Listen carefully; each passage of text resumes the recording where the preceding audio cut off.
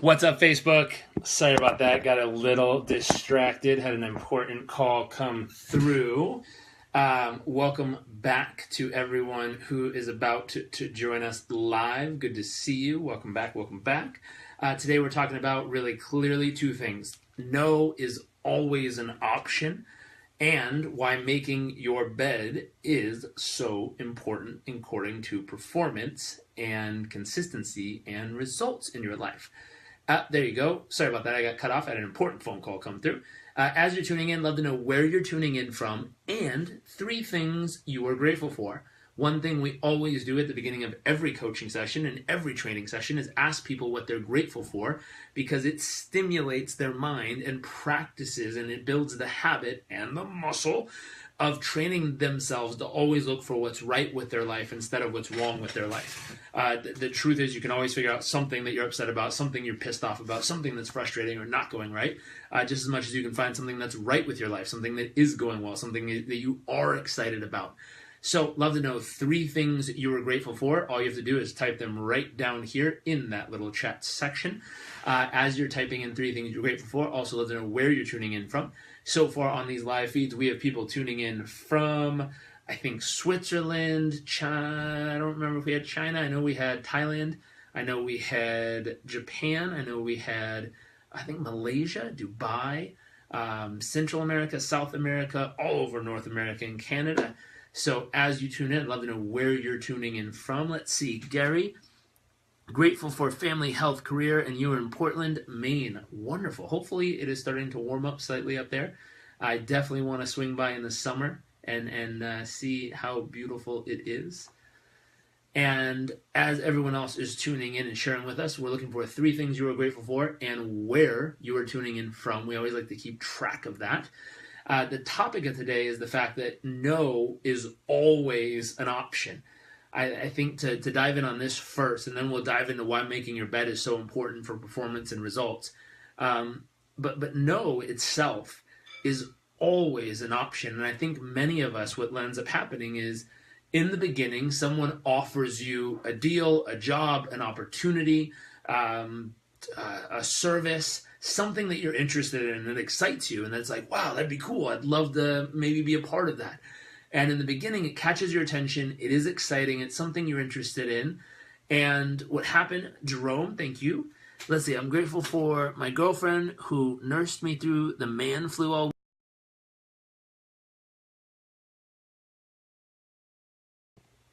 Let's see, we will answer that call in just a minute. Grateful for all the food abundantly available. Grateful for modern technology, bringing great minds. Awesome. Let's see, Martina, I think. Hi, persistence, health, courage from Poland. All right. What's up, Poland? Jak się masz? So welcome as you're tuning in and as you're hanging out. And the thought of this is why is no already an option? So you get excited, you get passionate. There's someone who offers you.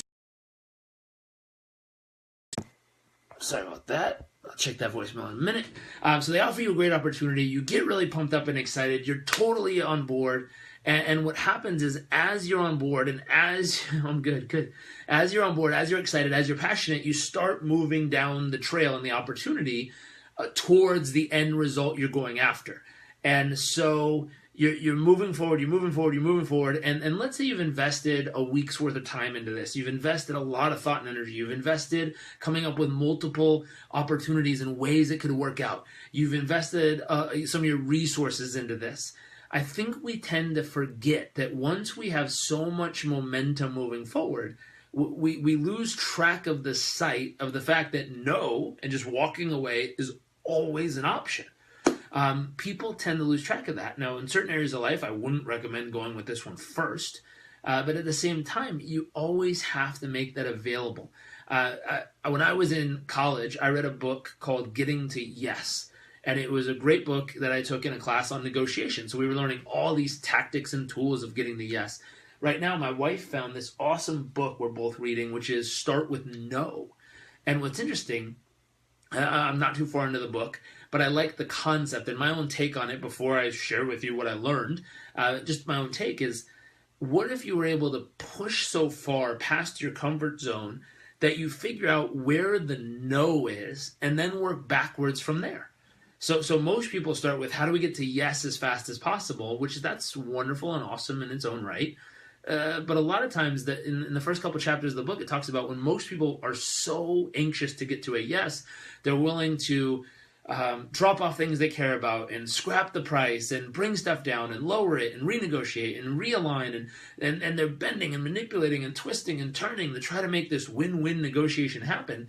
When in actuality, if they were to just show up and say, hey, this is how it works, this is how I show up in business, or this is what our fees are, or this is what we're offering, that's it. And to be radically okay if someone says, no, I'm not interested, okay, and move on. And the ability to allow no to be an option is really, really important. One thing I would ask you to do is, if you comb through your life right now, your business life, your professional, let's do this, let's say professionally. Is there something going on in your business, a negotiation you've worked on, a client you still have, something that's been going on for weeks or months or even years, some of you even a decade, but something that's been going on a long time, that in all honesty, the answer should be no. And for some reason, whether it's because it's family, because it's emotionally charged, because you've just known them for so long, because you care about them, for some reason you've allowed what should be a no and dust off your hands, learn from the experience and move on, to become this dragging on of an experience again and again and again. You kind of ignore it, you pretend it's not there. When it comes up, you deal with it like a headache. But is there something going on in your business that's really, truly needs to be turned into just a straight up no? And if there is, I'd love to know what it is, if it's not too personal or crazy to talk about. But I'd love to know a few examples from you listening in, something in your life that you view is just should be a straight up no, but for some reason it's not.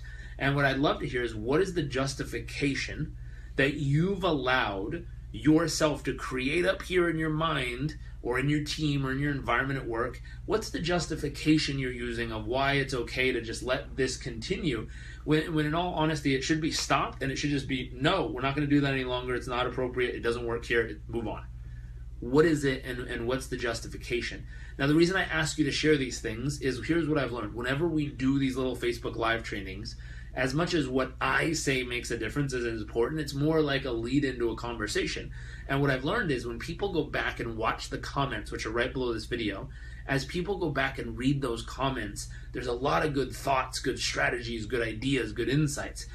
Speaking of which, not only what should be a no in your life that's not, and what's the justification, in a moment, after you've nailed that down and shared it, I'd love to know, what are your favorite negotiation books, tactics, websites, blogs, or anything with great information on it? We love this subject. Let's see. Christine says, grateful for my family, profession, abundance of God. Martina says, I'm good. Jesse, I'm grateful to see you, brother. Was able to MC the SEC conference. Very cool. Congratulations. Storm, grateful for truth, integrity, and faith. Awesome. Jerome, hopefully you're getting healthy. So I'm going to watch for some comments there, but I'd love to know what's something in your life, and hopefully you have a pen and paper, you're writing this stuff down, but what's something in your life that really you're tolerating, you're putting up with, you're allowing to exist, something in your business that should be a straight up no, and that should be the solution, but in actuality you've come up with some justification of why you continue to let it sit around. Secondary, what's something in your personal life, so not just your professional life, but now your personal life, that same situation.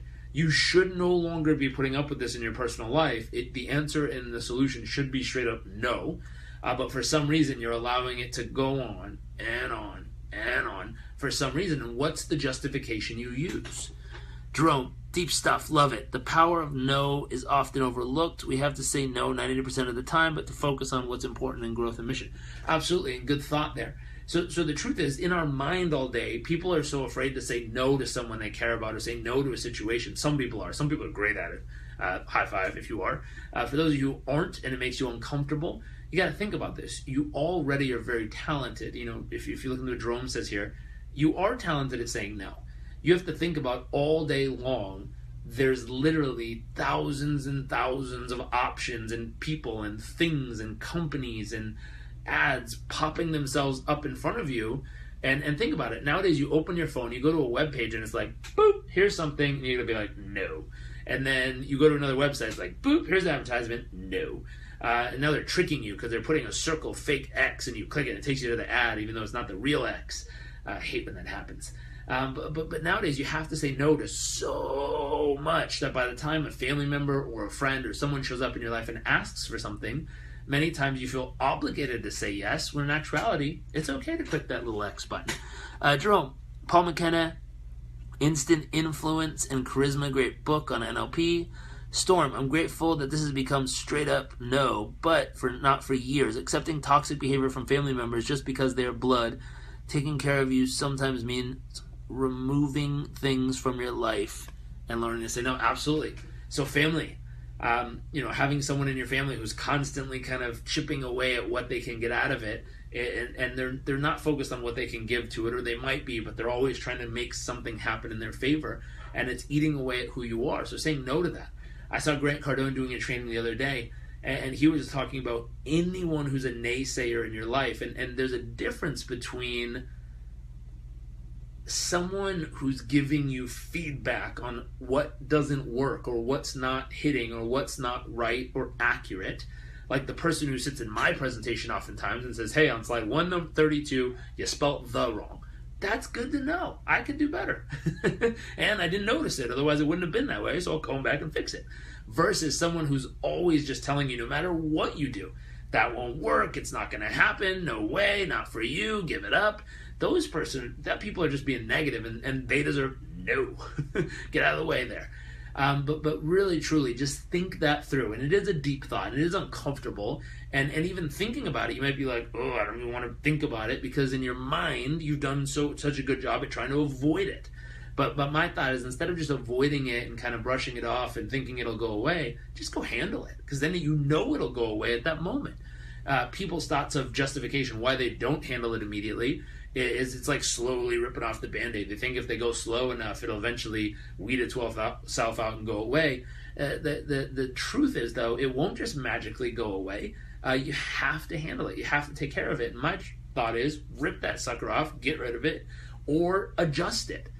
You can go in, and if no isn't the right response, or moving it out isn't the right response, maybe you need to go in there and truly just adjust it and reset the rules. One factor most people don't realize is a lot of the stuff that's frustrating you or upsetting you has little to do with what's actually happening, and majority to do with the rules in your head about what you think should be happening or shouldn't be happening. You don't get mad because someone merged into the lane in front of you on the freeway. You get mad because they should have used their blinker. Well, they didn't, so get over it. You can either be mad about it or realize that they just don't. And that thought is, well, why should they use their blinker? And that's a rule you created in your own head, and now you're placing that on the world around you and being upset if someone else doesn't follow it. The crazy part is 7 billion people on the planet. There's 7 billion rule books of how things should and shouldn't happen. And that's what makes relationships and interactions with other people really insane. Total side topic, but coming back to this, where in your life, where in your business are you accepting something that just should be a no? And today I challenge you to step up and just handle it. Cross it off, get it done, get it out of the way, and make today, a simple turning point for you. Second topic, why making your bed is so important. What's funny is I started making my bed every single morning. I can't even remember when. Probably 10, 12 years old, maybe 13. I have to ask my mom, see if she remembers. But I started this years ago. And I remember watching footage, I think it was from like a military training or Navy SEALs or something years ago. And it talked about how they were always like perfectly kept, and there's certain way you do certain things every single day, and all that adds up. And years and years and years I always did this, and there was people that, friends would make fun of me because I'd wake up, even when friends slept over at the house, I'd wake up and the first thing I would do, even if there's sleeping bags everywhere and people everywhere, I'd wake up and I'd like boom, boom, boom, boom, put my bed together. And even still to this day, that's the first thing I do. I wake up, you can ask my wife. I wake up, get out of bed, pull the covers up, tuck it in, make sure everything's perfectly there, like put the pillows on, like do the whole thing.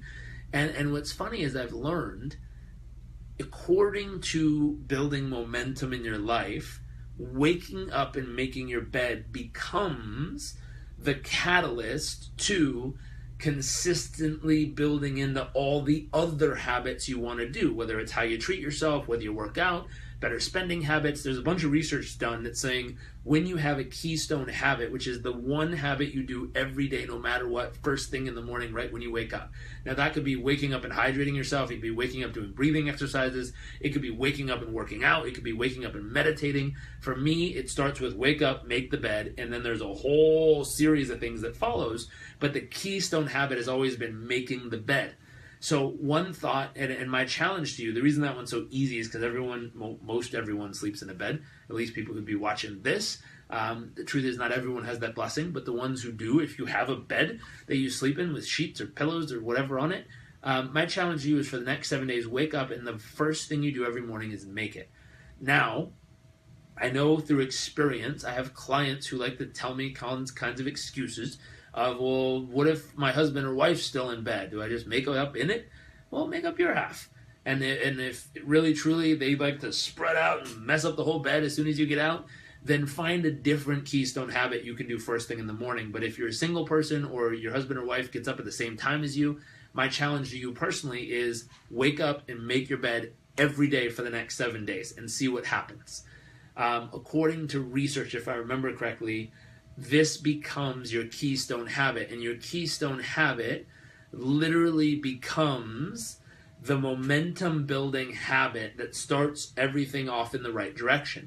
I remember better spending habits. I think better mood had to do with it. I forget what the exact details are. I can find it. In the book, The Power of Habit, they write about it, and online as well, they blog about it. But the thought is there's so many side benefits. And what I would challenge you to do is set that one up as your keystone habit. So every morning, wake up, make your bed. And don't just like throw the covers on. Treat it as if it's the most important thing you do in the day. So tuck in the bed, pull the covers tight, get the blanket right, get the pillow there. And what's funny is earlier today I was thinking about it, combing through on Facebook, just checking a few things, and this Business Insider thing popped up from, I think it was a guy who was an ex-Navy SEAL, and he talked about the importance of training when the first thing they taught him to do is how to get their bed ready first thing in the morning. They'd wake up, they'd have to make the bed just perfectly, tuck everything in, pull everything nice and tight, put the pillow right where it is, square up in the middle. And what's fascinating is his whole thought was how you do the little things every day is going to determine how you do the big things. And if you're unwilling to do the little things that make the difference, you're probably unwilling to do the big stuff that really matters the same way. And what's funny is a lot of people have excuses. They say, well, I can't do it because someone else is involved. It can't happen because of some other reason. I don't like to. It takes too much time. And I'm guessing whatever excuse tends to probably follow you into every other area of your life. So if someone else is involved and that's what messes you up from getting it done, I'm guessing that's the same thing that messes you up in the other important business deal you work on. I'm guessing it's the same thing that messes you up in the other financial stuff you're trying to get done. The same thing in your family, the same thing in your relationship. Those little stories tend to follow you everywhere you go. So my challenge is this. Let's see what people are saying. I heard this recently. It works like a charm. You should release these talks as